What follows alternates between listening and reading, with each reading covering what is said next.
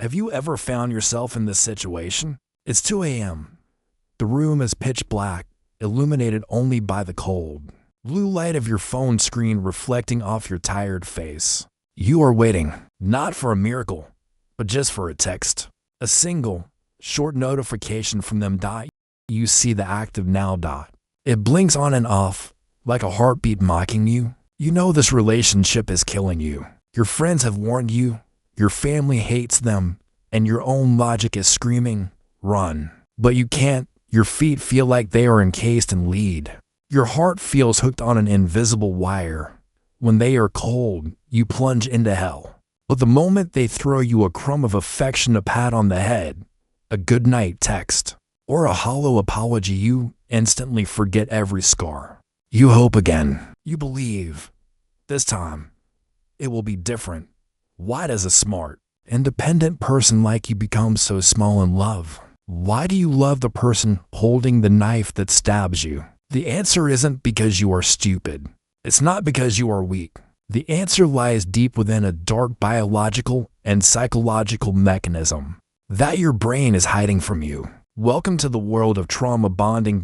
Today, on Psychovive, we are going to strip away the lies and expose this brutal truth, so you can finally find the key to unlock the cage you call love. Part 1.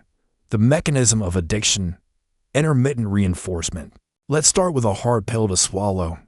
You don't love them as much as you think you do. You are addicted. In behavioral psychology, there is a famous experiment by B.F. Skinner using rats. He placed a rat in a box with a lever. Case 1. Every time the rat pressed the lever, food came out. The rat ate, got full, and lost interest. Case 2. The rat pressed the lever, but no food ever came out. The rat eventually gave up and walked away. But case 3 is where it gets terrifying. Sometimes food came out, sometimes it didn't. The reward was completely random. The result: the rat became obsessed. It pressed the lever frantically, until it was exhausted, until it practically died, just waiting for that one lucky moment. Your toxic relationship is the lever. This mechanism is called intermittent reinforcement. That person is never 100% terrible to you. If they beat you down or screamed at you from day one, you would have left. The danger lies in the mix. They blend cruelty with sweetness. They take you to cloud 9 with the love bombing phase, making you feel like the center of the universe. Then, they suddenly pull away, go cold, or criticize you. The devaluation phase. You panic, you hurt, and you wonder what you did wrong. And just as you are about to let go, they come back, sweeter than ever. This cycle creates a chemical storm in your brain. When they pull away, your cortisol stress hormone spikes. You feel anxious, you can't sleep, your heart races. When they give you a crumb of attention, your brain floods with dopamine, pleasure hormone, to soothe the pain. The sudden shift from extreme misery to extreme relief creates a biological bond stronger than heroin. You aren't addicted to the person. You are addicted to the relief of the pain that they caused. You are looking for the antidote from the very snake that bit you. Part 2.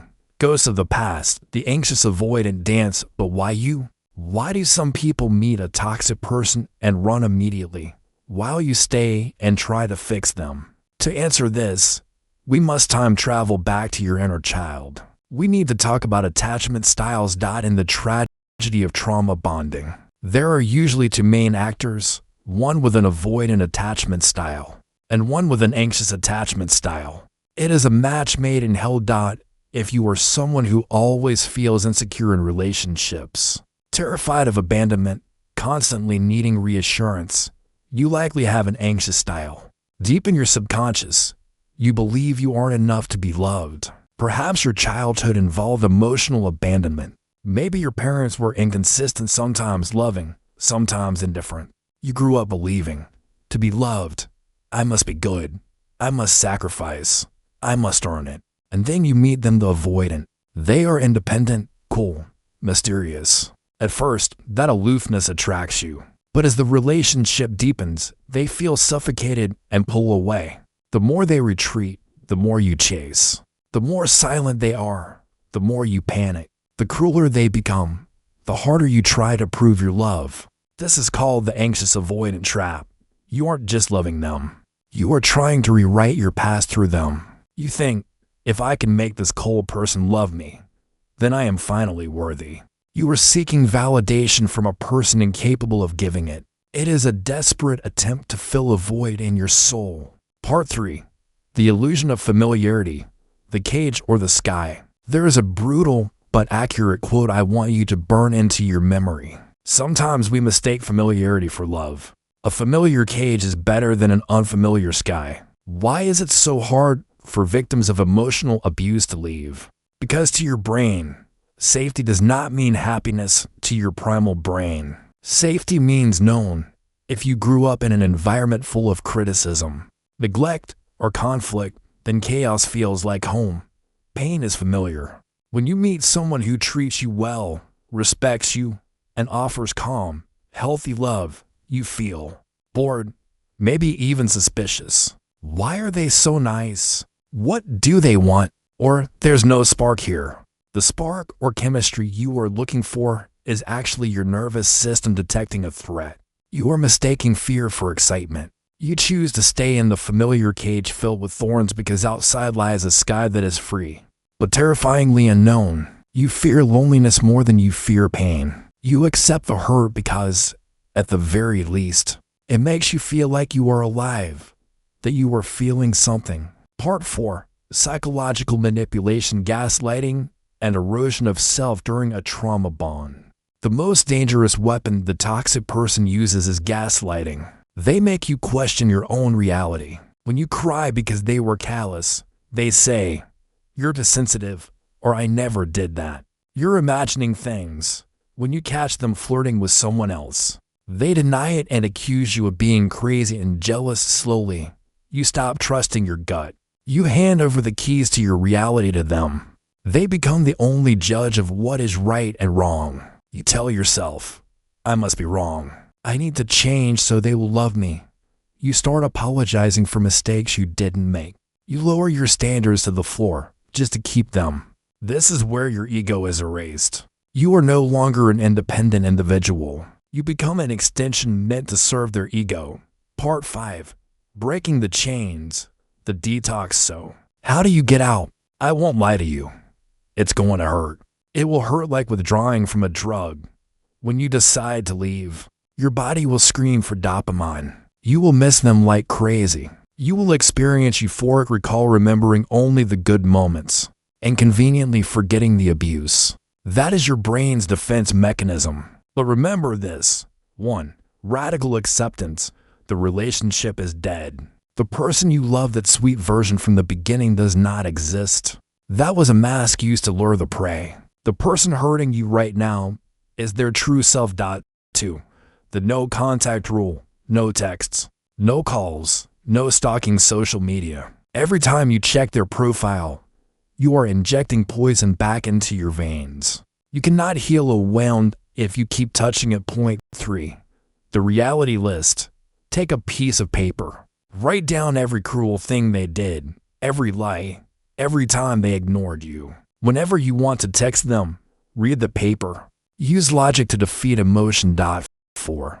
Reparenting the inner child. Learn to soothe your own anxiety instead of waiting for someone else.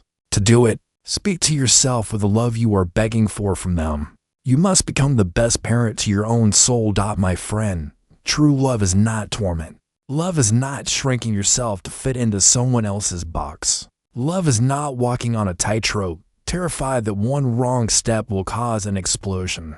Love is peace. It is being accepted for exactly who you are.